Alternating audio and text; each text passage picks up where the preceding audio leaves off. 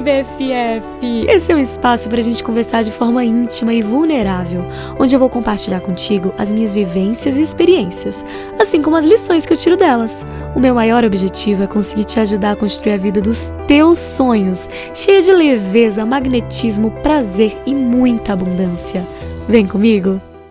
Oi, meu amor! Mais um episódio por aqui. Eu tô muito feliz em estar contigo essa semana e aconteceram muitas coisas. Tenho muitas novidades pra te contar. E o episódio de hoje com certeza vai ser muito profundo porque eu sinto que eu tô vivendo uma das maiores curas da minha vida. E é muito louco, porque todo episódio, na verdade, é super profundo, todo episódio tem muitos insights e tem muito a ver com realmente eu compartilhar o que eu tô vivendo na minha vida, os insights e as lições pra poder talvez te inspirar e te ajudar também com o que tu tá vivendo, porque eu acho que a gente tá muito conectada. Eu acho que, na verdade, muitas coisas que eu tô vivendo ou que eu já vivi, tu também tá vivendo, tu também já viveu, então eu sinto que a gente tá muito conectada nisso. Por isso que é tão importante pra mim, tão especial pra mim esse podcast, esse nosso momento, todas as semanas de termos realmente essa troca tão bonita. E eu queria te falar que eu mudei a técnica de terapia que eu tava fazendo. Eu já fiz vários tipos de terapia, mas ultimamente eu tô fazendo uma terapia, acho que é mais tradicional, é o que eu tô chamando, né? Eu não sei o nome exato, mas a gente olha muito para as minhas crenças de infância, traumas, e olhamos muito para isso, para identificar o que tá acontecendo no momento presente e no que eu tô vendo agora.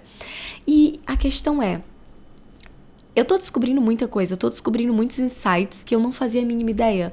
Muitos medos meus, muitas inseguranças, muitos traumas escondidos, muitas coisas que, na verdade, quase tudo vem de infância.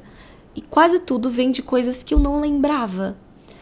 Tipo, é surreal como eu tô vivendo coisas e ainda tenho certos medos e que impedem a minha vida de acontecer, entre aspas, normalmente, porque me impedem de agir, me impedem de simplesmente viver a minha vida como um todo. E identificando da onde vem isso, eu tô conseguindo estar muito mais próxima da cura. E eu tô num processo de cura muito grande, então eu comecei também a fazer massagens energéticas, porque minhas costas, elas estão completamente travadas, tipo, eu tô com uns tiques esquisitos e minhas costas estão completamente travadas. E aí eu comecei a fazer uma massagem com abordagem mais energética, uma abordagem mais espiritual. E é louco o quanto, são duas massagistas diferentes, elas... Eu fiz até um desbloqueio de mandíbula, que chamam, que é uma coisa... Porque eu tava com o início de bruxismo. E a quantidade de pontos de tensão que o meu corpo tá é surreal. E eu nem sabia disso, porque pra mim eu tô bem, eu tô calma, eu tô tranquila. Só que o que elas me falaram é que, na verdade, o nosso corpo, ao longo da nossa vida, vai acumulando traumas, memórias, dores, digamos assim, principalmente traumas, do nosso corpo em formato de pontos de tensão. E eu já tava criando quase que uma corcunda de tanto ponto de tensão e tanta coisa não resolvida que eu tenho na minha vida, que tem muito a ver com a minha infância, que é algo que eu não olhava, porque eu tive uma infância difícil e muitos de nós tivemos infâncias difíceis, eu não sou a única. Mas eu simplesmente coloquei numa gaveta, fechei e falei, eu não vou olhar pra isso, foda-se, eu não quero olhar pra isso. Tipo, tá tudo bem, já passou, vou ficar olhando pra isso pra quê? Só que no momento que eu descobri na terapia que todos os problemas que eu tô vivendo atualmente, todas as dificuldades que eu tô tendo na minha vida atualmente têm a ver com coisas mal resolvidas na minha infância, eu entendi que não adianta eu ignorar, que eu realmente preciso olhar pra elas. Por isso que terapia é tão importante. Por isso que terapia é tão importante. E eu comecei a identificar que alguns padrões em relacionamentos meus, da minha vida hoje em dia, tem a ver com relacionamentos meus da minha infância, com os meus pais, que muitos padrões de comportamentos e medos que eu tenho hoje em dia tem a ver com medos que eu tive da minha infância. E alguns exemplos pra ti, tá? Pra ficar mais tangível. Porque eu vou falando e talvez tu possa ir se identificando e tendo insights também na tua própria vida sobre coisas que tu pode ter passado nesse quesito. Então, eu ainda tenho muita... Eu tenho uma mentalidade de abundância muito grande. Assim, eu tenho uma mentalidade de abundância muito grande. Eu sou muito boa manifestando o que eu quero pra minha vida. Eu tenho uma capacidade de lei da atração que eu tipo, facilita muito a minha vida. Esse conhecimento facilita muito a minha vida. Mas, ao mesmo tempo, ainda existe uma parte de mim que tem medo da escassez. Mesmo eu não vivendo em escassez, mesmo não tendo motivos de eu ter medo da escassez, tem uma parte de mim que fica assim, na minha cabeça. Tu vai perder tudo. Tu vai perder tudo. Tu vai perder tudo. E é quase que um bichinho que fica ali atrás, me incomodando e me tirando fôlego, às vezes, mesmo não tendo motivos. Então eu parei pra tentar entender de onde é que vem isso. E vem da minha infância. Porque, te contextualizando, na minha infância, a minha família tiveram vários momentos onde eles conquistavam muito e aí depois perdia tudo. Aí depois conquistava muito, aí perdia tudo. Eu nasci numa família humilde que depois conquistou e aí perdeu. Aí conquistou, aí perdeu. Que eram o que eles chamavam de momentos de crise. Só que esses momentos de crise eram bem traumatizantes, porque eram momentos onde faltava mesmo, tipo, não tinha dinheiro pra nada. E esses momentos eu passei por muito sufoco na minha infância. Muito problema financeiro que uma criança passar gera muitos traumas relacionados ao dinheiro, que muitas brigas familiares por causa de dinheiro, me coloquei numa questão de ter que ter responsabilidade muito nova, de lidar com um problema de adulto. Então, essa questão do medo da escassez que ainda tem em mim, na verdade, é um medo de infância. Como eu tinha e aí perdia, minhas crenças ficam me dizendo que a qualquer momento eu vou perder, que o próximo passo é perder tudo, como aconteceu com os meus pais, e não tem que ser. Eu posso quebrar esse padrão, tu pode quebrar esse padrão. Tu não precisa repetir os mesmos ciclos que tu viveu na infância, ou que os teus pais viveram, ou que teus avós viveram, ou que tua família sempre viveu. Tu pode quebrar esses padrões. E a gente começa a quebrar os padrões, o primeiro passo é identificar qual crença a gente tem. Eu já falei sobre crenças limitantes aqui no podcast, mas identificar quais são essas crenças que estão desbloqueando. Daí a gente entra num trabalho de ver de onde elas vieram, de onde é que veio essas crenças. Por que elas estão aqui? Quando a gente tem uma clareza de onde elas vieram, é muito mais fácil da gente escolher mudar o nosso padrão de pensamento. Então, começar a trazer vários insights para nós todos os dias, em formato de conteúdo, em formato de inspiração, de livros, de nós mesmos afirmando para nós, são afirmações diárias, mantras, meditações, que é possível viver uma vida abundante. Que nós somos merecedoras de abundância, que a escassez não faz parte mais das nossas vidas, por exemplo, nesse caso. Mas não só, é muita coisa que eu fui entendendo e foi tudo meio que de uma vez, bem de uma vez, assim, bem uma coisa atrás da outra, tanto que teve um momento que eu fiquei meio sobrecarregada até e falei, ok, eu preciso respirar, porque eu sinto que desde que eu vim pra Pipa, eu comecei, é quase como se eu tivesse num retiro espiritual o tempo inteiro. A sensação que eu tenho é essa, é como se eu tivesse realmente num retiro espiritual constante. Eu tô vivendo muita cura, muita quebra de crença, muito entender mais sobre mim mesma, muito autoconhecimento, e tá sendo lindo esse processo, mas não é um mar de rosas, dói, incomoda, não é romântico. Não, você tá olhando para suas sombras. E eu acho que não tem nada mais desconfortável do que você olhar para suas sombras. E eu vou te trazer uma coisa muito vulnerável aqui pra ti agora, tá? Porque a gente fala muito sobre medos e eu sinto que muitas de vocês se conectam quando eu trago assuntos que tem a ver com medos que nós colocamos em nós mesmos que nos impedem de fazer algo que nós queremos fazer, como medo de dirigir, medo de viajar sozinha, medo de andar de transporte público, medo do mar, vários medos que eu já fui compartilhando aqui contigo também, que eu vou vendo que muitas, principalmente mulheres, se identificam. E eu parei para refletir comigo mesma sobre alguns dos meus medos, da onde eles vêm, e eu entendi uma coisa que eu nunca tinha parado para pensar e que mudou completamente a minha forma de ver os meus medos e alguns comportamentos e padrões meus. Por exemplo, deixa eu beber água.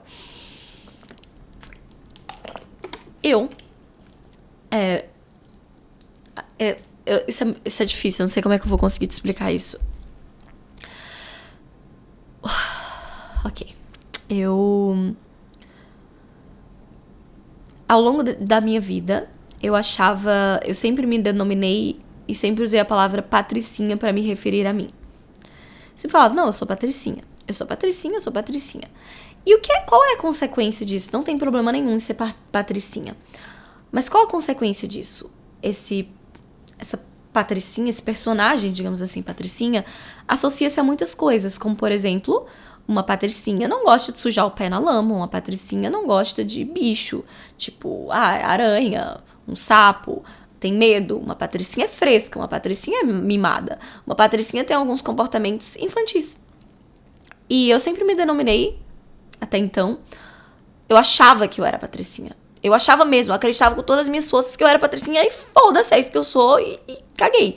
Não via problema nenhum nisso e continuo não vendo problema nenhum nisso. Não é esse o ponto. O ponto é, da onde vem isso? Porque isso estava atrapalhando minha vida. Chegou um ponto que isso estava atrapalhando minha vida. Porque isso estava me trazendo vários medos, que era uma consequência dessa característica, que estavam me impedindo de viver. Medo de bicho, medo de mar, medo de... Não significa que patricinhas têm medo disso, não tem... Mas no meu caso era. No meu caso estava muito associado a isso. O medo de mar, medo de peixe, medo de bicho, medo de tudo. Medo de tudo. Umas frescuras desnecessárias. Tipo, eu tenho nervoso de tocar em ferro. Nojo de tocar em ferro. Umas coisinhas meio desnecessárias que estavam atrapalhando a minha vida. E me tornando também uma pessoa menos interessante, sendo bem sincera. Porque é chato, né? E aí eu parei pra refletir em terapia e na minha vida. Da onde vem isso? Da onde vem isso? Da onde vem esse patricinha que eu falo desde sempre que eu sou? Será que eu sou mesmo? Porque às vezes a gente tem que se questionar umas coisas. Porque nós temos algumas verdades absolutas que não necessariamente são verdades absolutas. Às vezes são personagens que nós criamos em alguma fase da nossa vida para nós, entre aspas, sobrevivermos naquela fase. E aí foi isso que eu descobri. Na verdade, eu não sou patricinha.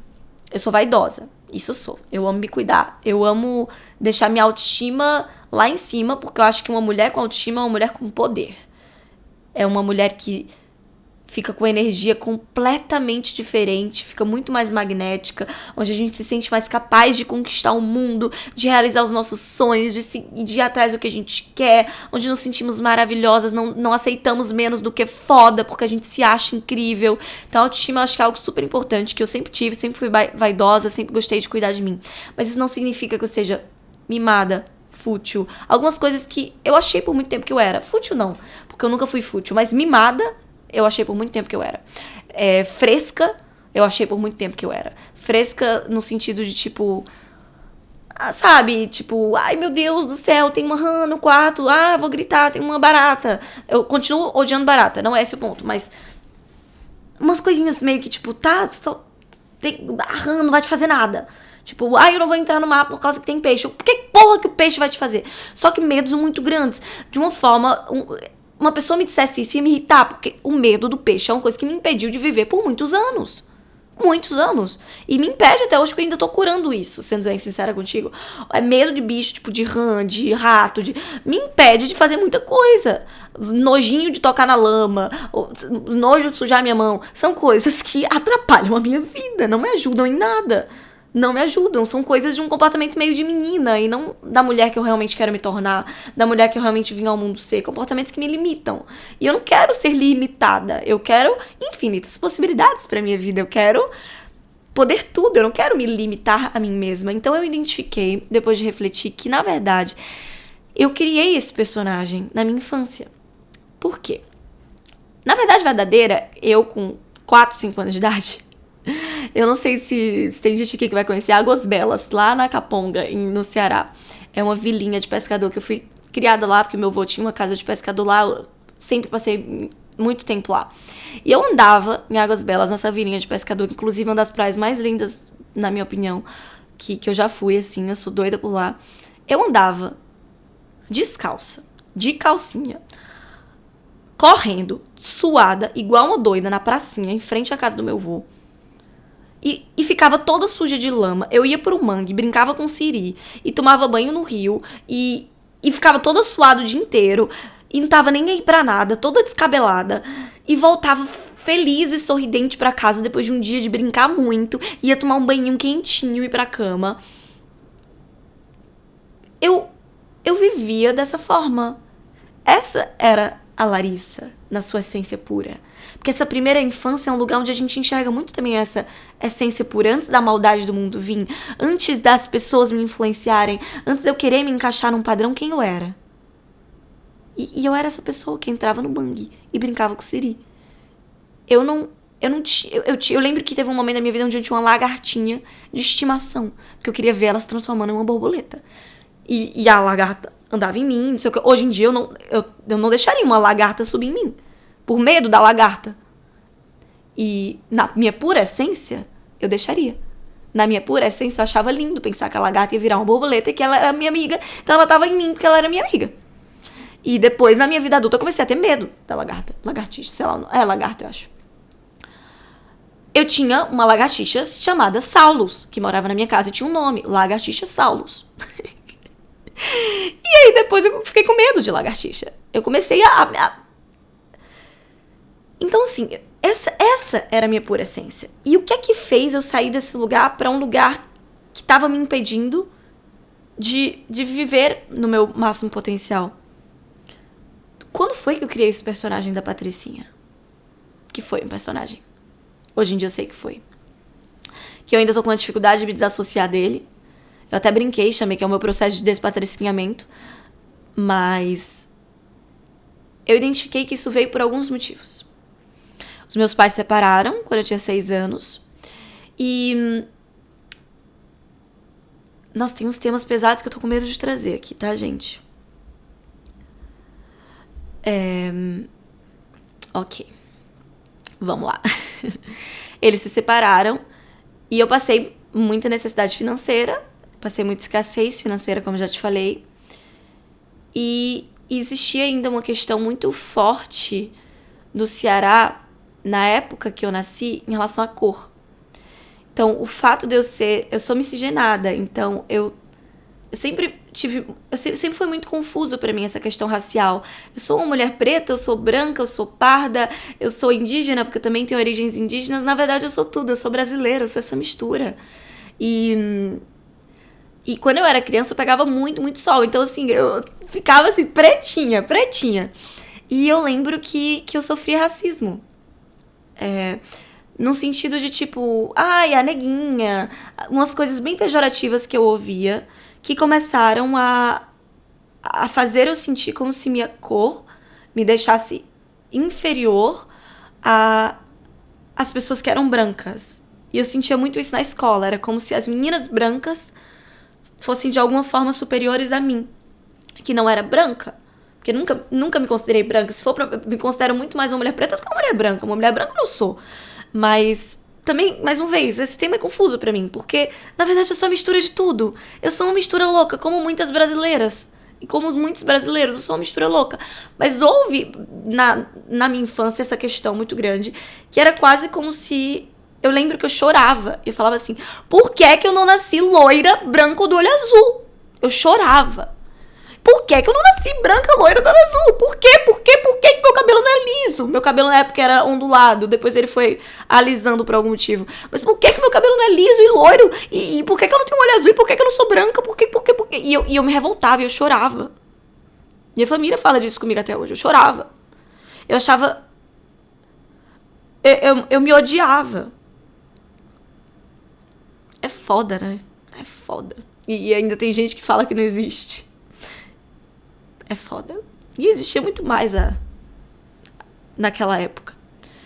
E com isso, e com a questão da escassez, e com a questão do divórcio dos meus pais, eu me sentia uma menina excluída, pobre, me sentia feia, eu me sentia um lixo. E eu queria me sentir pertencente. E eu não me sentia... Não é que eu não me sentisse amada, eu me sentia amada, mas eu via as famílias perfeitas e eu não tinha essa família perfeita. Minha família era uma zona, minha família era um caos. Era todo mundo brigando com todo mundo, e gritaria, e baixaria, e... Era um caos a minha família na minha infância. Hoje em dia não, hoje em dia eu tenho uma família estável e linda, mas não era um caos. E eu não me sentia pertencente, eu sentia que todo mundo tinha uma família normal, todo mundo era normal, e todo mundo tinha dinheiro, e todo mundo era bonito, e eu me sentia o oposto disso tudo. E aí eu comecei a ver filmes, e nos filmes que tinham as famílias perfeitas, tinham não sei o quê, as meninas que recebiam todo o amor de ambos os pais e que os pais se dedicavam. Minha mãe sempre teve muito presente, mas meu pai com o divórcio não teve presente. Ele veio a estar presente na minha vida hoje em dia, ele tá super presente.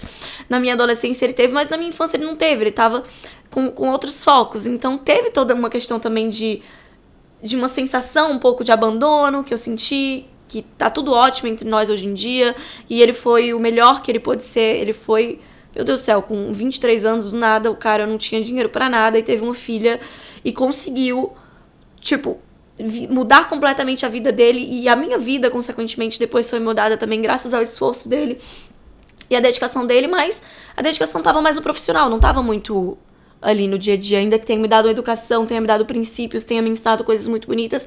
Eu senti que as famílias dos filmes eram perfeitas e a minha não. Porque as pessoas dos filmes, elas tinham pais que eram casados, que se amavam. Meus pais já não se amavam há muito tempo.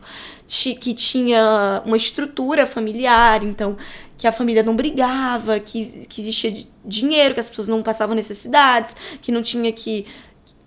Muitas vezes a energia da minha casa era cortada por falta de pagamento e eu ficava sem luz em casa. Então, nos filmes não, nos filmes isso não acontecia. Nos filmes as pessoas, principalmente porque eram filmes americanos todos, né? Então aquela família do subúrbio americano com pessoas brancas, com pessoas que tinham dinheiro, com pessoas que moravam ali na sua casona e que tinham os pais felizes, casados, e a mãe fazia bolo no fim do dia porque ela ficava em casa cuidando dos filhos. E não era a realidade da minha mãe, que era professora, fazia faculdade, cuidava dos filhos, dirigia pra lá e pra cá, ainda tinha que limpar a casa, ainda tinha que fazer tudo ao mesmo tempo. Não era a realidade da mãe brasileira que eu tive, que foi uma puta guerreira, maravilhosa, foda. Não era, mas não era a realidade dela, porque ela não teve esse luxo. Não era a realidade do meu pai, que teve que correr e acordar, tipo, 5 da manhã e pegar transporte pra ir atrás de crescer na vida e construir uma carreira pra poder depois, sim, pros meus irmãos, que são mais novos, poder dar essa vida estável. Então não era a minha vida. Então eu olhava nesses filmes, eu sentia uma certa inveja da vida deles.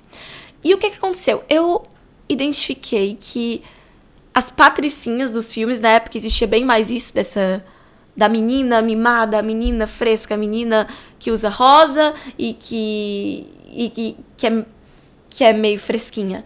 Essa menina era sempre filhinha de papai. Ela era sempre muito amada pelo pai, recebia tudo e tinha condições, e era linda, e era maravilhosa, e era vista, e era popular da escola, e todo mundo via ela, e todo mundo amava ela. Mesmo ela, tipo, sendo problemática pra caramba, porque normalmente essas pessoas eram problemáticas. E na minha vida adulta eu não vivi isso, tá? Na minha vida adulta eu não era uma pessoa problemática. Eu acho que a única coisa que eu levei do Patricinha era a frescura mesmo, com bicho, com medos, essas coisas, porque eu não tinha as outras características como, por exemplo, sei lá, tratar os outros mal, meu Deus, nunca fiz isso. Ou então, se achar superior, não tem a ver com a minha essência isso. E eu nunca mudei essa parte da minha essência.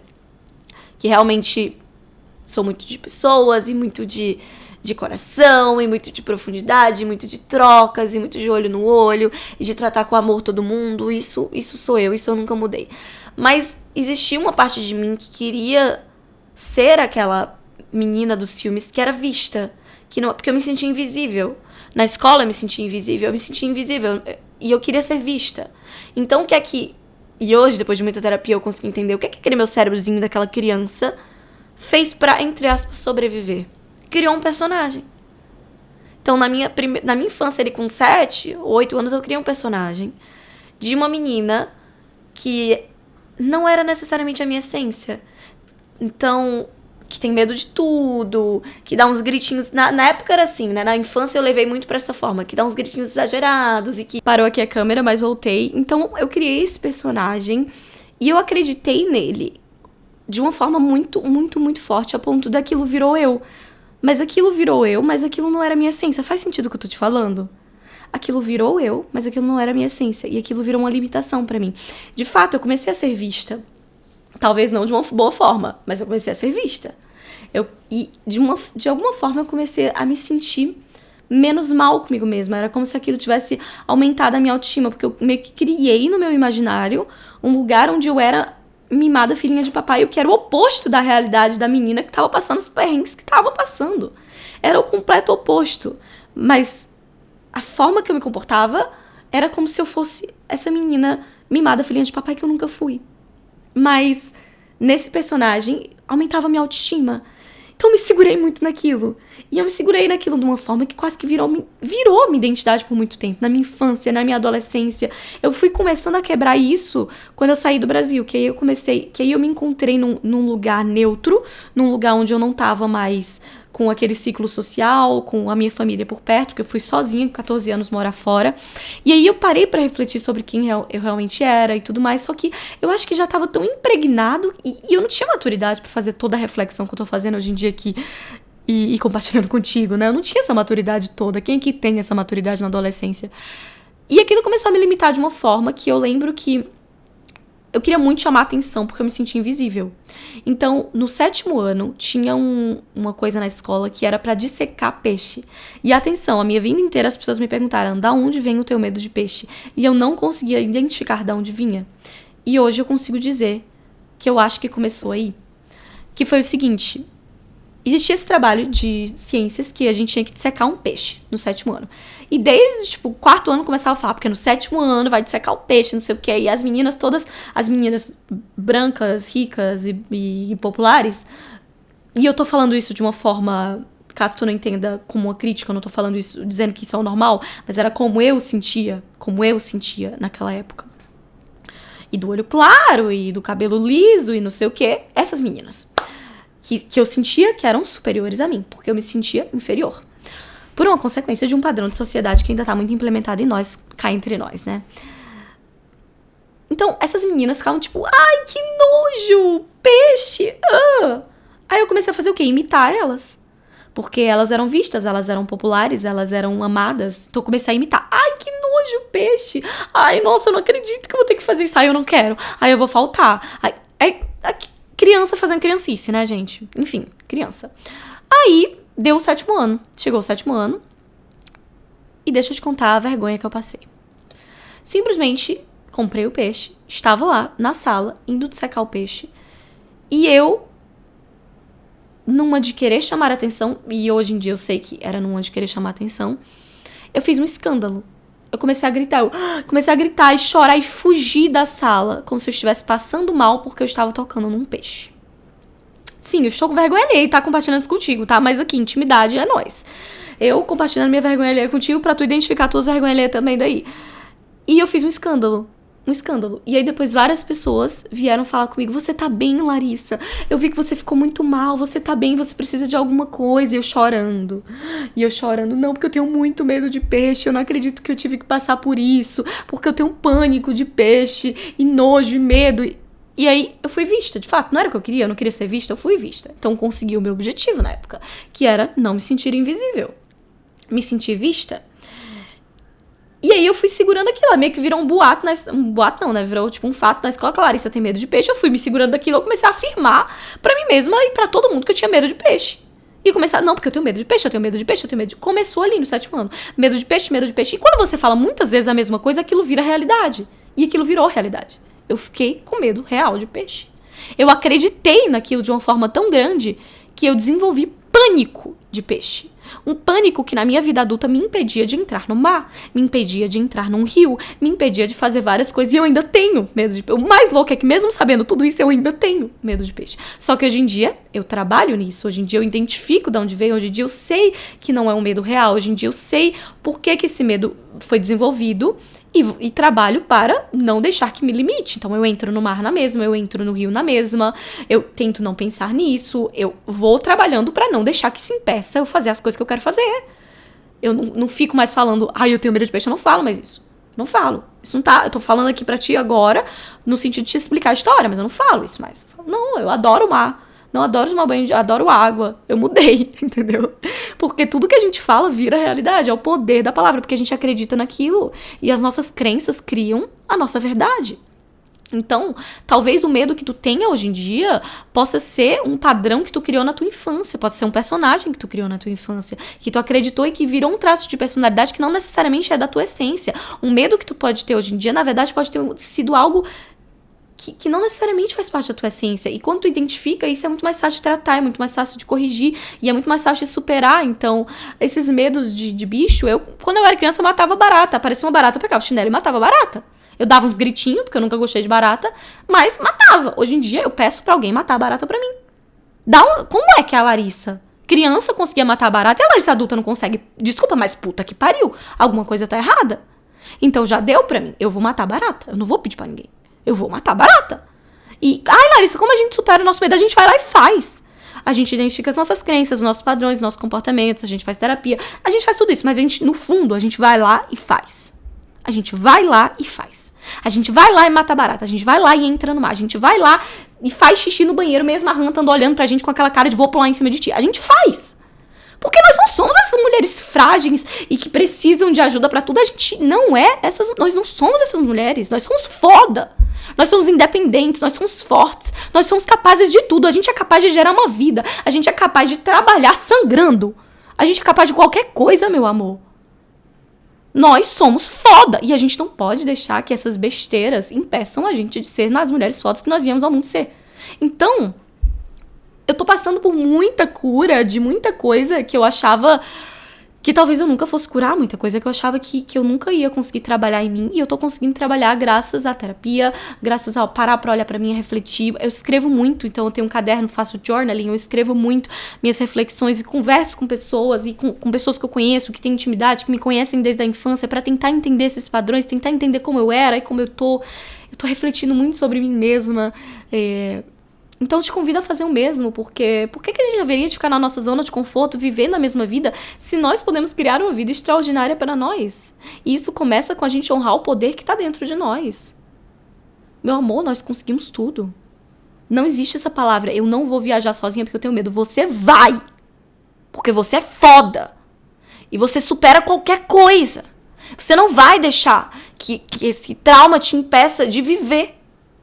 Você não vai mais deixar. E é isso que eu quero decidir contigo daqui pra frente. Somos esse tipo de mulheres que nós vamos ser daqui pra frente. Eu e você. Esse tipo de pessoas que nós vamos ser. Mulheres ou homens também, porque tem homens que assistem. Nós não vamos ser mais frágeis, intocáveis, cheias de medo e cheias de falta de coragem pra seguir atrás dos nossos sonhos e fazer as coisas que são importantes pra gente, sejam as coisas pequenas ou as coisas grandiosas. Nós vamos fazer tudo. E começa com a decisão. E botar na nossa cabeça, tirar essa imagem de menina frágil e delicada na nossa cabeça e botar a imagem de mulher forte e foda que nós somos.